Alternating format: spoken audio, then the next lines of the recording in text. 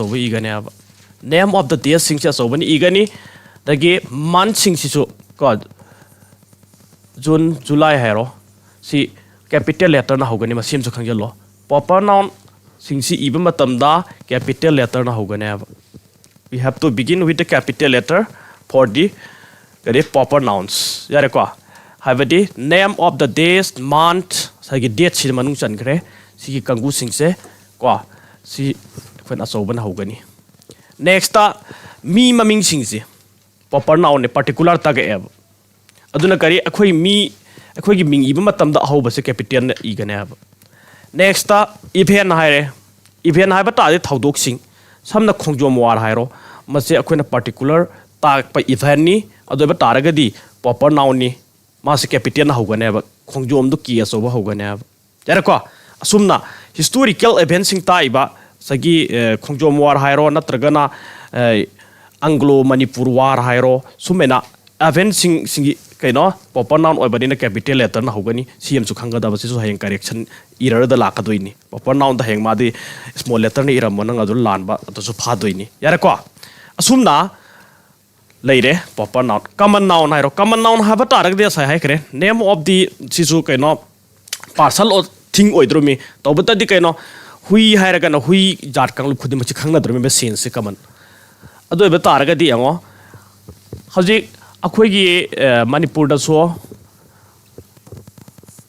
सुमेना सांगना सांगना चेन बसे अखोना कमली करी हारे खंगने रिवर कौद्रा रिवर हायरोने असुमना चेन ब कंगु सिंसी यूएसए द चेन ब ओइगरा दुसु कई हायगनी रिवर हायगने अब अदगी असम द चेन बसु करी हायगने रिवर एवरीवेयर एनीवेयर सिगी मओंग द सांगना चेन बसे अखोना तुरेनी नत्रगना स्ट्रीम नी कायना तुमिने लौने अब अदब तारदे अना हान बो Bakana Manipur the लाप Swiggy मओंग the लेम बसे तुरियन नि रिवर नि हायगने अब जापान द चलसु सिगी मओंग द लेम बसे ए रिवर नि हान बो बकान द हायगने अब यारे को अदुदि सिगी मओंग द लैरिबा स्टाइल द लैरिबा सिंगजु उबु खुदिंग दे खोना कनो रिवर रिवर इन हायगने अब हायरोद्रा सिगी बु करि कवे कमन नाउन कवे अब सिगी मओंग द लैबा सिंगजिबु कनो खोना सिगा मानबा द लैबा खुदिमक पो रिवर नि हायरगा खंगनबगी सेंस अब पुरि जि करि कौरे कमन नाउन कौगने अब क्या ताद्रे असुमना करे बतारे सिदा हुई है बसे मपुनिंग बसानी इन हायरे अदि दोक से अमेरिका द लैबा दोक तो सुमनु चनगने अब क्या तारे को अमेरिका द लैबा हुई दुसु मपुनिंग बो ओइगनि जापान द लैबा दुसु ओइगने अब अदगी से बिल्डिंग अमा लैरे हारिबा बिल्डिंग से मही तमफम बिल्डिंग ने हायरो si mahi tampham chhatra sing na laaga nukti gi mahi tamba mafam building ne na hairo asumena chhatra leiba jaga mahi tampham sang haiba tare atopa USA da su leire akoi sira Manipur da su leire everywhere singba mahi tampham sang sing ji bo khoina kari koyaba english ta school or college koyaba school haire ge sumena mahi tamba singi jaga se uba kanda ina min an bo kanda ma school ni haidoi ne ba Ahmadi हाइरोद्रा हाइगने अब school से ममिंग पिरप कानदी कई Kaur suppose से school से ममिंग से suppose smart school है smart school से कई है हजूते स्कूल स्कूल स्कूल मही तमफम संग कमनली अखोना खंगने आगांग छात्र बेग जालगा और मही तंब जगह की बिल्डिंग से अखोना स्कूल है खंगनरेब स्कूल USA द लेरमबसु खाव यालगा स्कूल काब जगह मफम से कहीं अखोई कई हाइदोबा स्कूल ने हाइदोइनेब as masi school ni ena school se makam maming thola se smart school haira se sina kari Don Bosco ka na haira se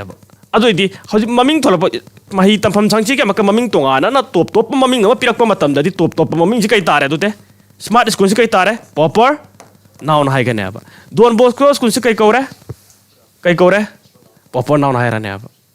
dare ko khangadra common noun sai oirami mahi tampham jaga sing ji कोई सिद्ध लेगेरा Nagaland लेगेरा Mumbai the लेगेरा मही तंबा school चटपा छात्र bag जालगा चटपा मही मसिंग तंबा जगह से हारिबी school अदुब अमका तोंगान तोंगान ममिंग पिरको मतमदि कई तौरेबा proper noun ni hairane aba yarako yan tare adu tiango asagi aina sida Countable da lakpu kanda kaino mahi khaw ya lag chatpa khotpa satra uramba asagi standard ba se building school ni haide ro me bai mami skong khang da ba han bu kanda school ni so the some so Catholic school ni sisu de school la sigi maming chap chana pirak pan standard of art school ko bani en har pata standard of art kai tare proper noun ne haira ne khanga dor khena base common noun du da top na maming pirak ko matam da proper noun oire kan tare ko adu di suppose ekhoina leiri ba sigi jaga se mafum amane ba adu di aina USA da satle USA da chappa kan da mafum am da I leire aina leidu mafum hai gane mafum du ki maming hera o en har pata ga di area ma leire aina leiri si any place am oi ba jae ba mafum ko gane ba khoin leiri si commonly place si mafum ni area ba si aina leiri si aibadi USA ta kana gum leibra si mafum ni hai gane ba ha ma sukang khang den ngai da hai ba mafum si maming pi da si maming si kai ko we Kanchipur hai ra se Kanchipur si kai tare je aham de ain leiri mafum hai ba wahi se place ai wai chan tang ai common ne na lo se ba sakhang da ba mafum am ne ba I si ai mafum da le na hai dui ne ba kana gum na nga de hai ro dra ai na ha o jikrai lege ai mafum am da le da kai na hai re kana gum na in le se sukang khang da ba area ma da mafum am da le ne common lo dre mafum si ki maming se na chak ta pa kan da de kai ko re proper noun oi dre me adu proper noun kan ku se I live in Kanchipur se si so ba na ho dui ne ba I live in Khangabok my stam le kai haji bungo kari achobun hodoi ne ba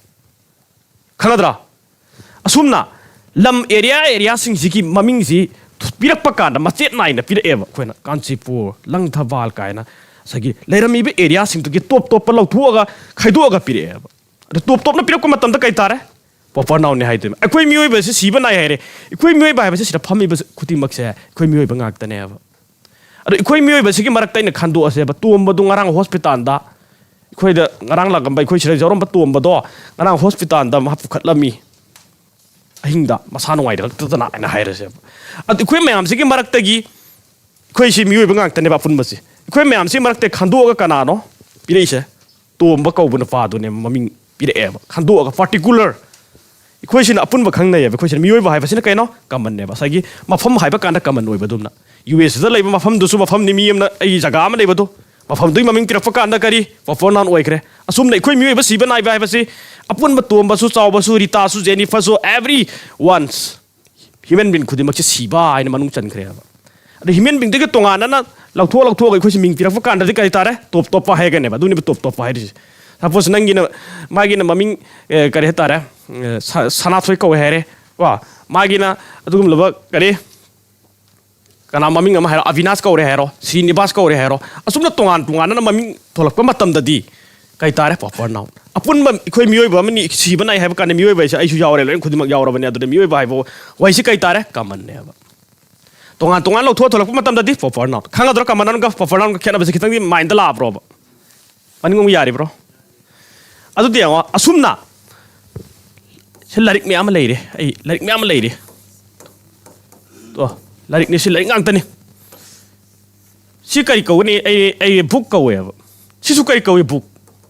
book ngak tani si larik ngak tani kari gum bakhara ai para ka khang na gi knowledge tan chan na gi dum lo larik ngak tani ba se leire si me am leire khallo hari ba si ki larik si maming si ai na huji bible la ra se ba si su larik na hai kre si larik si maming si kai ko we ba sina maka atopam pi si gita hai ra se ba sina puran hai ra se ba no khoi gi Manipur gi da puran hai ba natro na adu sa hero ai ban hogi tu su puran hai bro khoi no puya sorry puya ko adage amana Quran hai ra se ba sumena adu ti tongan ba asai ahan bo oiba kan di makhoi manga makhel larik ni si su larik ni book ni hai book chi ki tongan maming la ko matam da kai tare proper noun oira ne choban ira ne aduna nang na subject thaba kan physics side to p choban horong bane nang na like ibu kuting graduate tat 11 12 ta jare ko khanga dra asumna sagi common noun tu ki kai na top na maming pirap ko matam da kai ko ba mohoi se khoina proper noun oire ba khanga dra se building hairo mai tampam sing college soiba de ke ado ha ma da kan icham cham na kan school har ga khangna ga ne school har ga khudi mak to khangna mai tampam sang ching chi ro school la to ki top maming tira ko matam da di proper noun ko ga ne yare ko next ta yango sima leire material nouns se kai no ha matam da पोशाक अमा सगलपदा संगी पोशाक सिंगी ममिंग हाइरे मेतरियल noun से plus 2 का जाओ Christ एंगो this building higher से this building is का made काय दिस हरेबा made of brick अमन करे sand iron अदुदे building से कना हरेबा building हाइबा पोशाक से कनाना कर्म substance सिंगना पोशाक सिंगना पुल्लगा सरक पनोबा हाइबा सी सरक पदा संग पोशाक सी कंगू सिनेबा मतंग खिदा मसी करी तारे अदुदे खोना मेटेरियल नाउन हाइरनेबा को सी पोट अम साब संगी सी मेटेरियल नाउन हाइगनेबा सिगी बिल्डिंग हारिबो हाइसिने खोना कमन नाउन ने हाइगनेबा जारे को पोशाक तुबुना करी कमन नाउन ओने लौगनी पोशाक अदुबु सगलक पदा संगी बदुना करी मेटेरियल नाउन हाइगनेबा जारे को मथंग दियांगो this knife हाइरसेबा is made of iron or steel हाइरसे स्टील ने सब जाता है ना ओके अब स्टील से कई तार है मेटेरियल नाउन है क्या नाइफ से कई तार है कमन नाउन सुमेना पोशाक सिबुना खोना कमन नाउन ओइन लौगनी सगल पद संगी पोशाक सिंगी ममिंग सिबुना खोना मेटेरियल नाउन है हाइगनी सुमना लेरे खंगाद्रसे मेटेरियल नाउन गे अदुगा मरु ओइना अखोगी करेता मेटल सिंग अदुगा इसिंगुंबा करिगुंबा से मसिंग थी मेटेरियल से कइना मेटेरियल नाउन से अनि सुना लेते ने सुलौने अदुदि कोन नंबर द तक आसे सियान ता से को नेक्स्ट है कमन नाउन की को कलेक्टिव नाउन हाबा तारगदि कइनो हाबा मतमदा मपई और संगू खंगनबा से वो खोना कलेक्टिव नाउन्स कवरे कलेक्टिव एदि पुनसिन भाग्य अर्थ पूरे मसान यारे को अदु ओबा तारगदि मागी कलेक्टिव की सेंस से दे फैमिली हाबा से कलेक्टिव की सेंस ने फैमिली है तारगदी मी जामद्रबदा 2 और मोर लेगने है फैमिली कौब खोना यारे को फैमिली अदगी आर्मी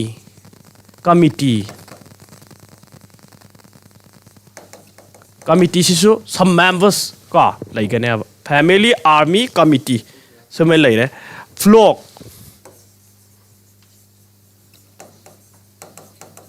से अपुनबा संगू अर्थ फोंदो एसिगी वही सिंसे अदुदि अखोइना एग्जांपल ओइने यंगसी एन आर्मी ऑफ करे सोल्जर हाइगने हाइब्रा अदुगा कमिटी हाइरसे सुमेना अखोइना ऑफ जावरगा ममांगदा आर्टिकल फमगा सेमबा कलेक्टिव नाउन हाइबमा सिगी सिसु याव द बिदा आर्मी सिखतमक सिजिनबा फैमिली सिखतमक सिजिनबा हाइबम अनि थोकना सिनबा याने बहेन होगी एग्जाम ददि लाकने अदुदि यांगो सीएम लेरे an army of soldiers an सिगी ऑफ जावरगे एन जावरगे सेम हाइबम लेरे नेक्स्ट यांगो कमिटी की मतंग यांगो the committee is decided to help ourselves to help the victims हाइरसे अदुदि यांगो सी कमिटी सिसु करी हाइगने बा सिसु कलेक्टिव नाउन नेगने हाइगने बा कोइना यारे को असुमना ऑफ जाउ द बिदा मतंत सिन भाइबम सु लेगने बा हाइसिदा समना फैमिली गुम्बा कमिटी गुम्बा सुमसे अदुगा मरु ओइना आर्मी सिसु सिन बा यावे को मसिगी सिचुएशन सिदि कोइना हाय एग्रीमेंट ऑफ बाप तसु तगकने बा सिगिदि खितंग को सिंगुलर ओइन लौबा प्लुरल ओइन लौबा हाइना अदुगी सु लई को पाक चाउना लईखरे अदो फ्लोक गुम्बा लिटर्स गुम्बा सिगी वही सिदि कन ऑफ जावर गया मसिन नै ए लिटर ऑफ पॉप्स हुइनाउ चगो अमा काइन हाइगने ए हार्ट ऑफ करी शिप्स काइन हाइबा जारे अदगी a bunch of flower like a swell of peace a low of here natra a cluster of star kaina sumena khasu paba tamba tare ko aduga hariba a article phamaga of hapchalaga sumena semba koi collective noun haiba ma na tabida kaino sumena the family is now suffering kaina haibagumba suma family si hairpa taragati collective noun ni haigane ba khoina dare ko sumna collective pi sense ta sumana khoina objau da bida sina bai ba yare ko khena ba khangadra si la kane next day ngo si gan tari ba okay next ta maningong gi gan tari bro next to be arabo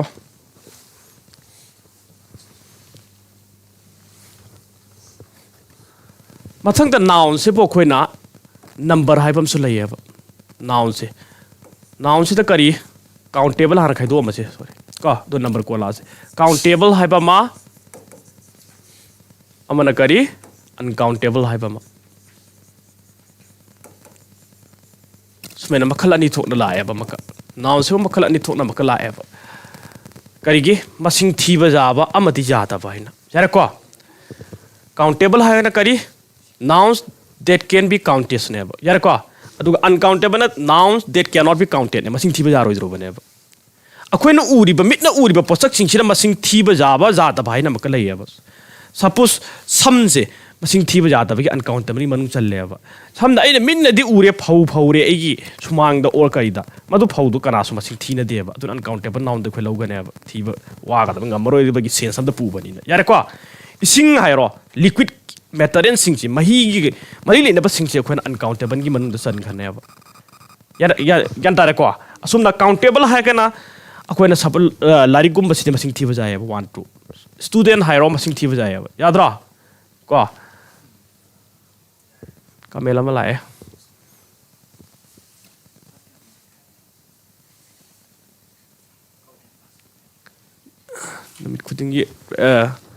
numit khudingi live to gadro hai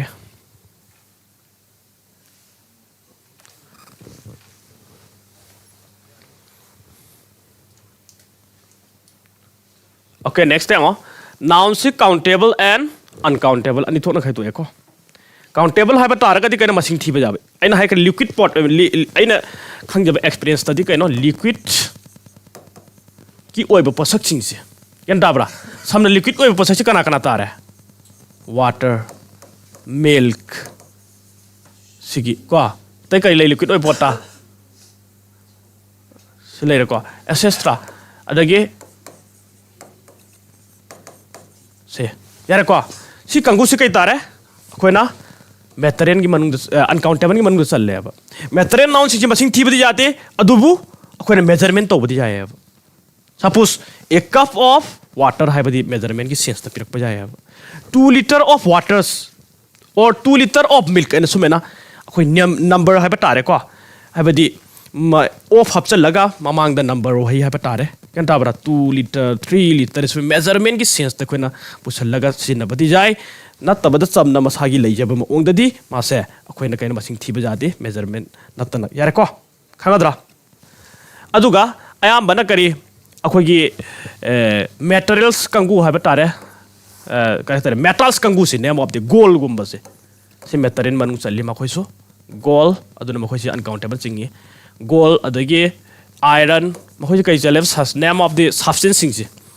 metals ka mari le ba sing si so uncountable manung chale adudi yango makhoisi akoina uncountable kangu si masing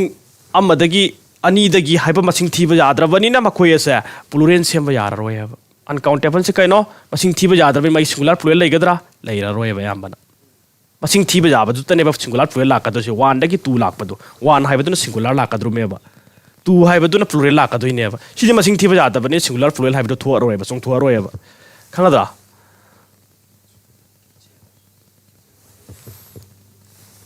jare ko sumna noun sing se khoina masing thiba yaba yada bai leire countable har ga masing thiba yaba asa khudam moina khoina book pen ko tai kaya ba tare book pen leire tai kai bai house ko adagi teacher etc sisi ki masing thiba jaya uncountable noun sing di masing thiba jadre sa hekre sing ama pir o ani pir o kaina haiba yade es to pa yadre ꯑꯗꯨ ꯇꯥꯔꯒꯗꯤ countable noun ꯁꯤ ꯃꯁꯤꯡ ꯊꯤꯕ ꯌꯥꯕꯅꯤꯅ countable noun ꯁꯤ ꯑꯩꯈꯣꯏꯅ ꯑꯅꯤ ꯊꯣꯛꯅꯕ ꯈꯥꯏꯗꯣꯔꯛꯄ ꯌꯥꯔꯦꯕ ꯅꯝꯕꯔ ꯍꯥꯏꯕ ꯑꯃ ꯂꯥꯛꯄ ꯌꯥꯔꯦꯕ ꯁꯤꯗ ꯅꯝꯕꯔꯗ ꯀꯣ ꯇꯣꯄꯤꯛꯁꯦ ꯀꯔꯤꯅ ꯂꯥꯛꯑꯅꯦꯕ singular number ꯍꯥꯏꯕ ꯑꯃ ꯑꯃꯅ plural number ꯍꯥꯏꯕ ꯑꯃ ꯂꯩꯒꯅꯦꯕ ꯌꯥꯔꯦꯀꯣ singular number ꯍꯥꯏꯗꯤ ꯀꯩꯅꯣ ꯃꯁꯤꯡ ꯑꯃꯈꯛꯇꯃꯛ ꯇꯥꯛꯄ noun ꯁꯤꯡꯕꯨ ꯑꯩꯈꯣꯏꯅ singular number ꯀꯧꯋꯦꯕ masing amakhaktamo khangan ba kaino noun bu kari kaweba singular noun kawganeba aduna sigi uncountable di singular plural haiba leiraroyeba kari gi masing thiba jadabanina adu singular plural si kanade lakpano countable noun di lakpanina haiganeba jare ko singular haidi kaino only one amakha khangnabado indicating one jare ko sina kaino more than one khangnaganeba jare ko more than one khangnagan sema sina one kha khangnagan aba only one jare ko ado ba taragadi singular da ki plural da on bagi niom niti myam lai ri aba kan tare ko hari ba singular noun si mana aroi ba letter adu eramadi madu tapsil laga plural number semu haibana singba rule khar lai aba rule number 1 de ayam bana singular noun sing chi khoina kaino s tapsil laga seme aba commonly myamna jare ko semdi jani ko es ayama tapsal li ko adubo suppose akoina book hairo bo book ki singular se book haire my plural se kaino books jare ko sumena cup hairo cup saina la eba ayama ne es tapsal laga seme bo koina es tap tabida ji rule khara lo khoseba es tap tabida box haira seba sidi when s khak hapa jade sidi la le s khak se kai hapani b o x e s n hapa ya sumina jare ko asumna mathangda bus haira seba jare ko se s khak hapa sumi si abra aseng badi s hapa khak semak pata de sumin tai tadra si la le sumin la ne jare ko asumna rule layeba karige x na loibagi neba sin s na loibagi neba asumna rule khar lay x na loirama ba s na loirama ba adagi c has hairo adagi math hairo m a t c h si math na loire adagi magi plural se kai samani e s hapane sumena yare ko asumna rule lay singular de plural sem basi khang batai hangju hange exam da noun gi adure basic tagi makok tagi zero de law hairisi natta confusion leigani hairisi makok te meng jeng jeng lab singular plural se kai lai uncountable labor khot pra haibana sing badon handagi leram badu khatang clear oiramane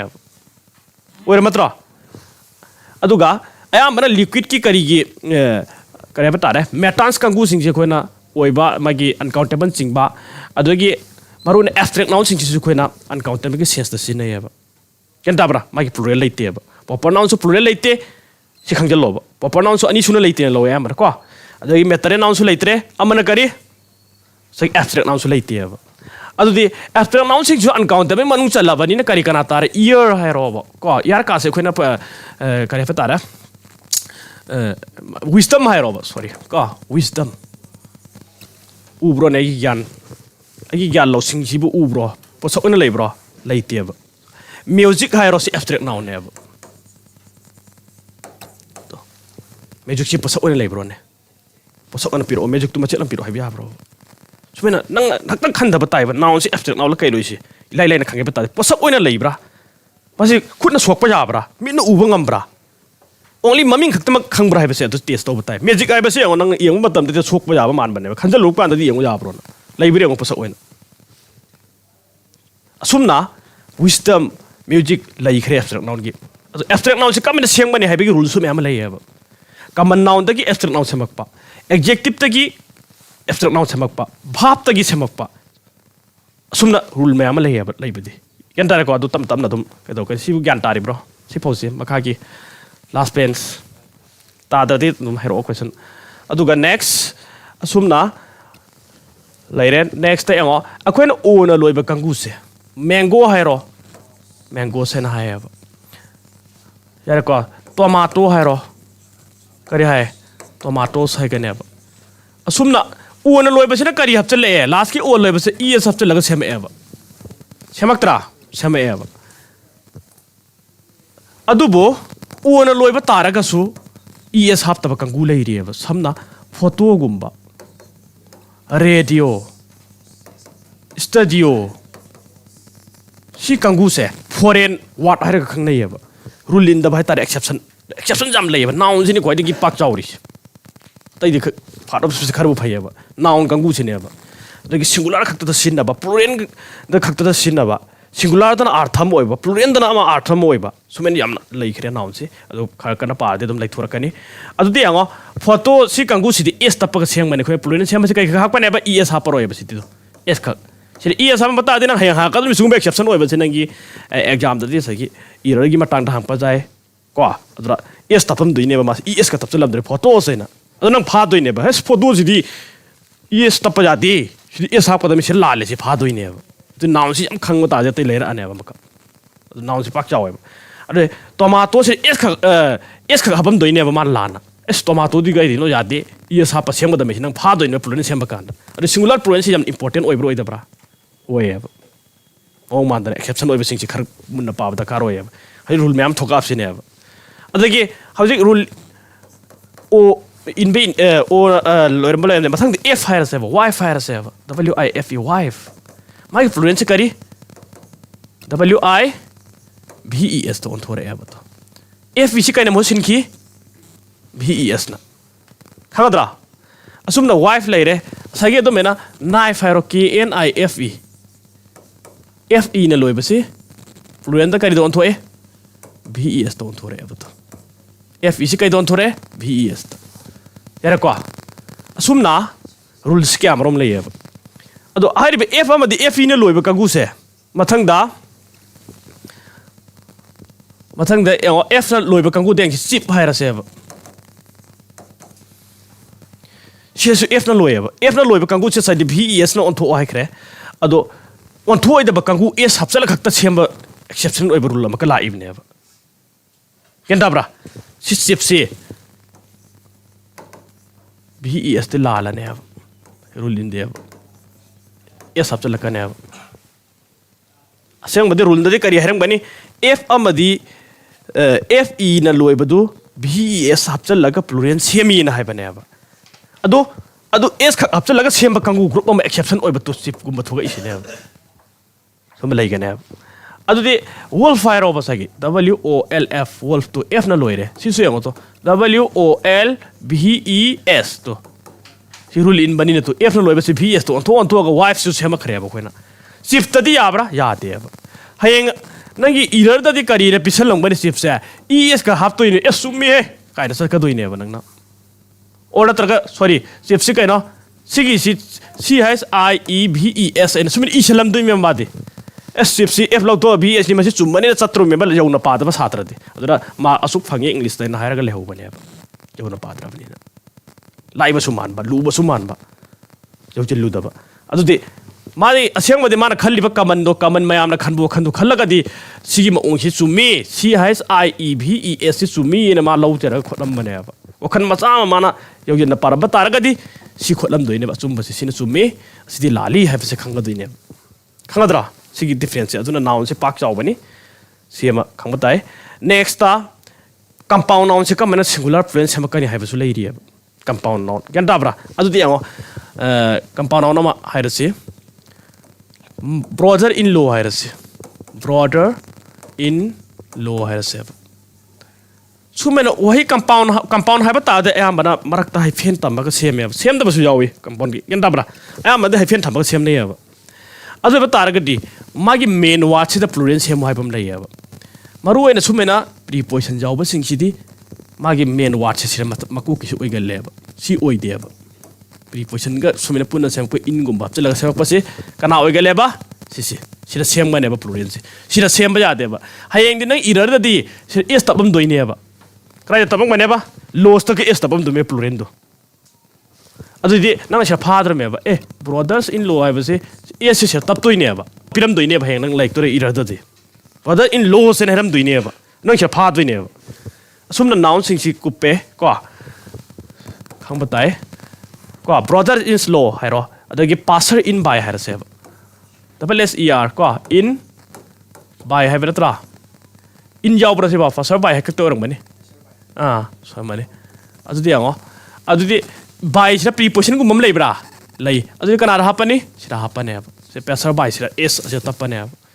asumna compound gi wahi kharsu leire adu rule in the marak ki bawen sing the scenes to ga samna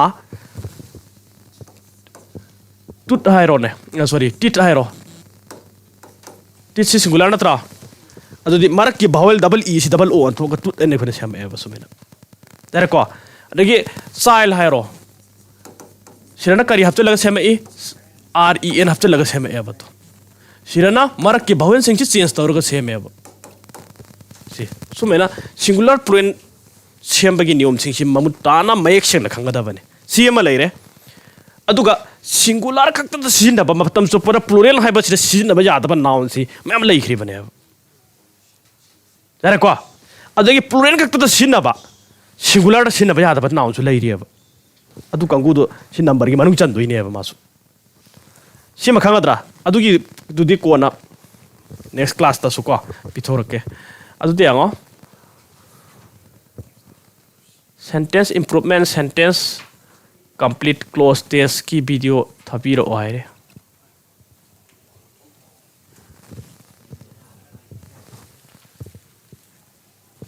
okay si khangadra online kangu gyan tari bro ngasi class gyan tari bro okay asumna noun haiba se koina kari kari ngasi ki tam noun haiba se maming khangna ba haikre ko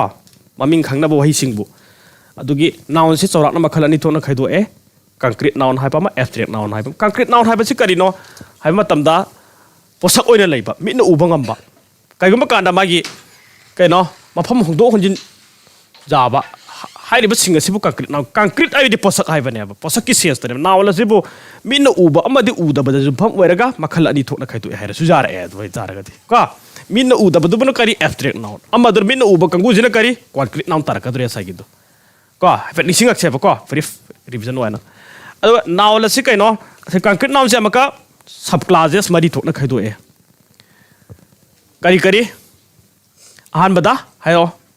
proper noun ani subada kari common noun ahum subada kari material noun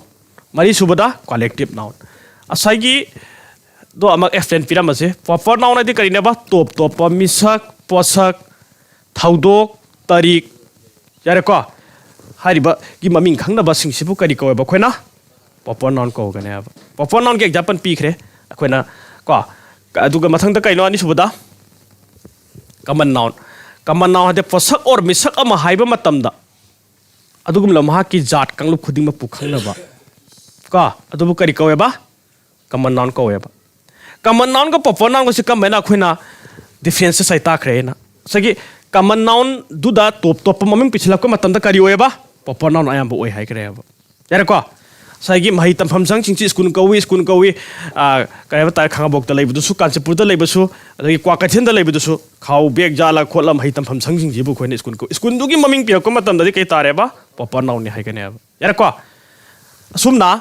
sagi larik me ama leire larik chi ki tongan maming pirak pada bhaiba ni gita ni haiba na tongan maming thola ko mat proper noun oi khia ba pada proper noun hai gane ba khoina yare ko asumna ikhoi mioi ba se si ba mioi ba haiba wahi se common noun oi adu mioi ba se ki tongan ba ikhoi i maming pirak ko matam da top maming pirak ko matam da kai tare ba proper noun hai gane ba yare ko next ta kai no proper noun ki mathang da material noun haiba ti kai no haiba the name of the substance ni ka name of the substance posak amgi maming ne ba yare ko hariba posak si kari no akhoina kari gumba atopa posak ama sagalak ko matam da sangi ba posak singi maming haiba tare manipuri lon da haiba tare ga yare ko suppose ai ki building ase kai no u na sabane haiba ta de matang du u du kai tarani material noun hai ga ne yare ko matang sense tu gi matung ina khoi kai no do material noun ne hai du gi asagi ai ki adugum laba kare batare ai room se se kare check na sabani haira se yare ko adu check se kai tare material noun tare adu ai cup se ꯀꯔꯤꯅ ꯁꯥꯔꯛꯄꯅꯤ ꯑꯩ pen ꯑꯁꯤ ꯄ꯭ꯂꯥꯁꯇꯤꯛꯅ ꯁꯥꯕꯅꯤ ꯍꯥꯏꯔꯦ ꯑꯗꯣ plastic ꯀꯩ ꯇꯥꯔꯦ ꯃꯇꯥꯡꯁꯤꯗ ꯃꯦꯇꯔꯤꯌꯦꯜꯅ ꯍꯥꯏꯔꯅꯦꯕꯀꯣ ꯄꯣꯠꯁꯛ ꯑꯃ ꯍꯥꯏꯔꯤꯕ ꯄꯣꯠꯁꯛꯁꯤꯕꯨ ꯅ ꯀꯩ ꯀꯧꯒꯅꯦꯕ common noun posak asibu sagalai pagi pochakchingsi mamingsina kari plastic si sarakpani haibani plastic kai tare material noun haigane khange ko next collective noun haibadi kaino sangu or mapai i maming khangnan ba dugum laba noun adobu kari ko ba kore ko sai collective noun si khoina laikhre me am ko adobu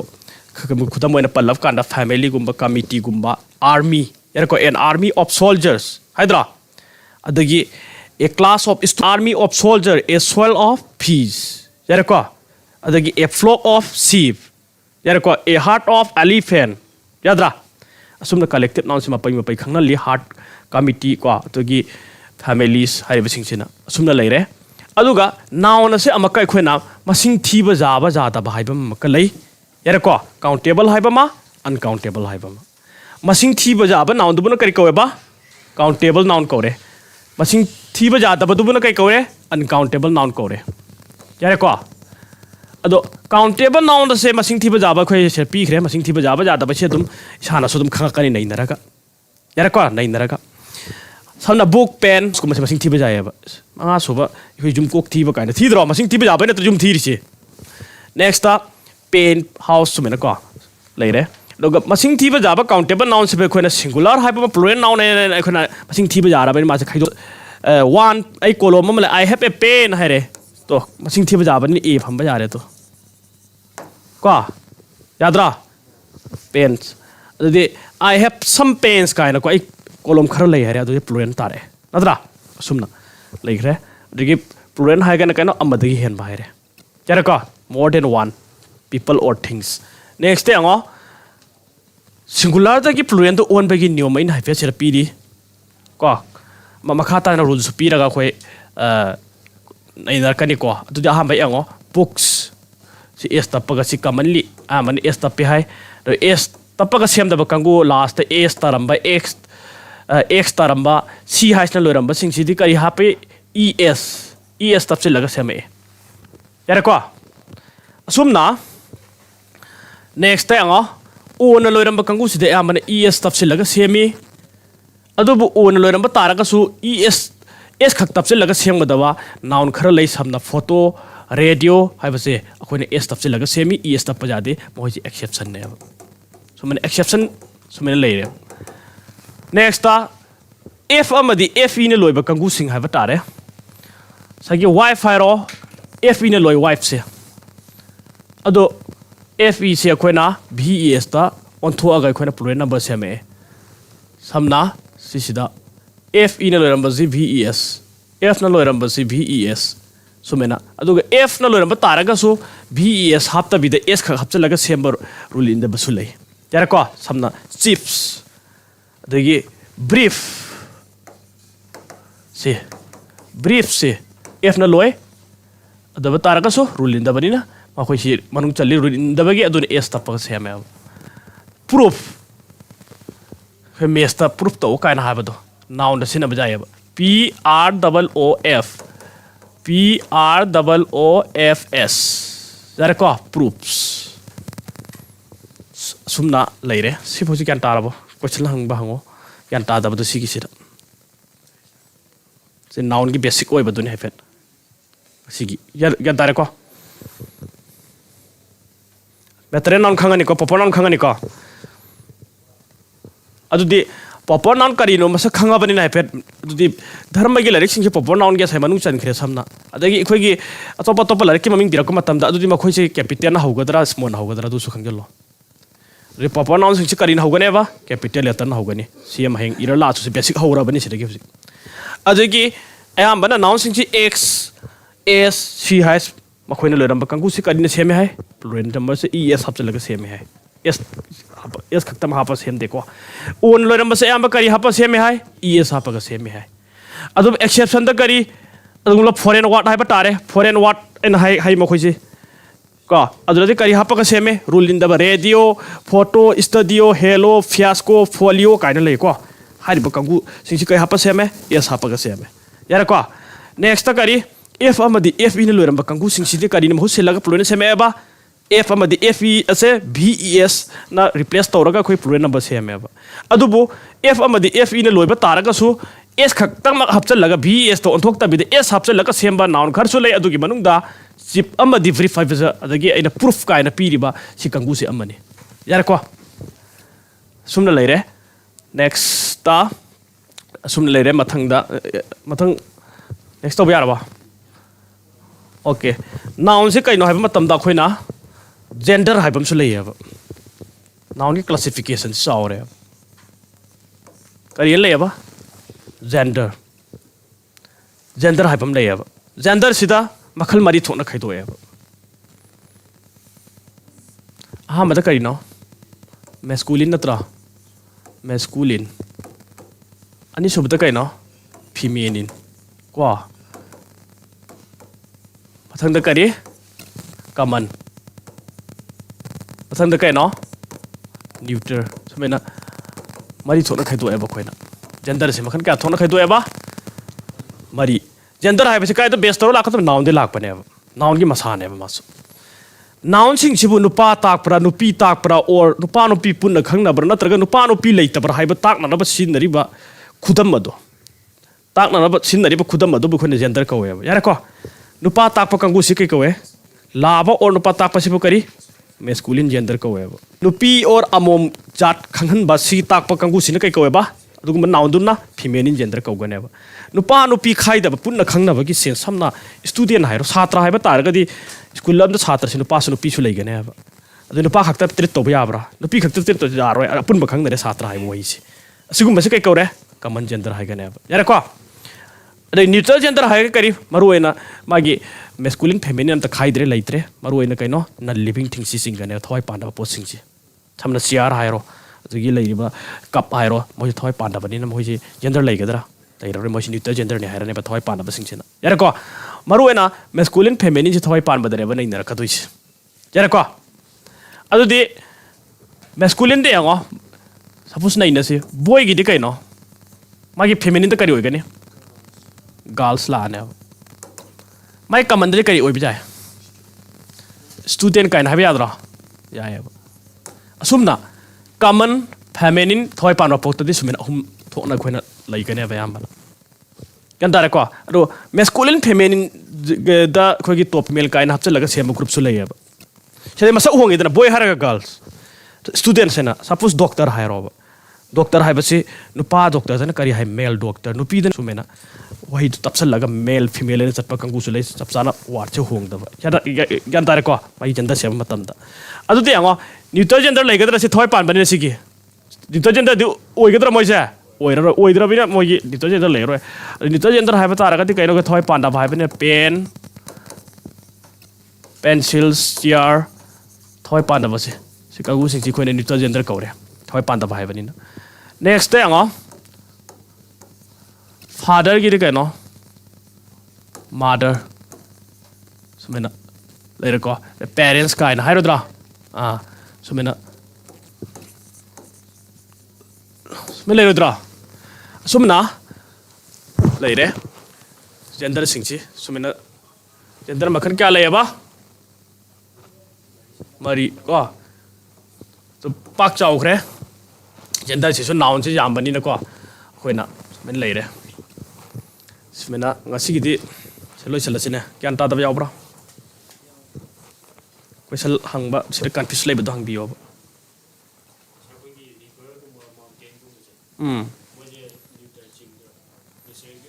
mane thoi pan mara te kaino pan bro litori manung san gane gender lakku matam da neutral sin dro me ba ken da bra aduna maru ena masculine feminine ki same ba rule su lei du ki rule sing di next class ta khoi nai na se ba yara ko sigi de suppose e double s tapsil laga same ba adi mar suppose tiger hairo tiger si masculine ne ba mai feminine di kaino tigress ena sumen yara ko sumen lei gane ba e double s hapa ka same masculine da gi feminine same gi rules maru ene e double s hap nei adagi marakta ki de kari hai ko ke de kari hai coc ki head adagi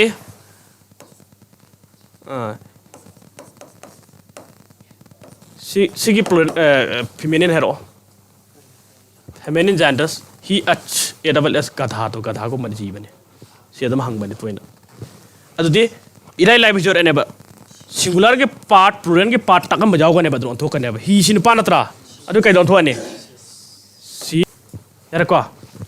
Toin hangmane. Next, tiger, tigress, cook, handsome rule in Basu in the Basu Lagres. Masculine the you third day quit another Maru and a masculine the feminine or like Pasayamna. She come with the car rule like an ever.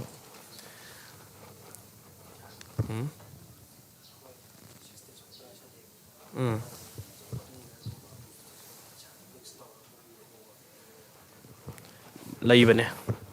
Do some the days close test carry the Laibane, my hang nine that's him. The idioms ki the Yaukrava. I hang nine as a close kiddo. I hang my way as from the late ship Laibane. She a proper Kangdam. She can't draw. Genders kimatang lady, I see noun, see Carino hyper to Kange gender, hypum lady, number hypum lady, noun Makan Kathona Kaido E. The nouns is important or nouns come Targa, the Makakari article Pamba Kotpa, determination of the Makan White Winnie. Nouns come to Matang Marie in the English. Ganta, the Sikai de la Makung the make shank the beginning. Kashu Aduna Haiti have the Yarway. Sagi now on the Gano. Matang Manan step by step, a Matang around Sapakan and Lu and Ganta, and there's a live shipping the same like her name. Maratagi have a step by step, kind of the Tabarasado drum mind, look at confusion like one ever. Look, you have to doubt to them. I cannot cook honey, Matang Manan and Tampata, the noun Kang the command determiner of Hungmani Kangmongre. Nam Kang the Mina come upon on Mosilakani Kangmongre. I am not now, have a lie, I have a Tangal Kandana. Labor. Liar as a pabidra de dum hate. Atra 2 plus 2 equal to 4 Chicanagumba, Imai Bill and the 2 plus 2 equal to 2 plus Made Ani Marine and 2 plus 2 is a kang the modern or less later, but in a Madedum Targalate we never. Zumbra, kang the English to kang the no less to. And kang the meet the day when you never arrive to when the liars. Let us stop here for today. Question hanging belay also, hangoko. Good morning. Jando, online class to put that sang mine as also. Close test at the Mr. Sentence improvement. Matangi class to Torkani.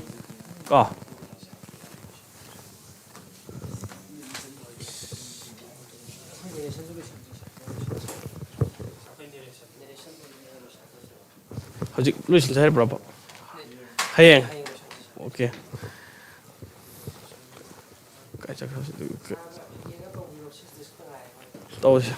Hey, na close test na inarabo. Close test hay na inabiya kadro.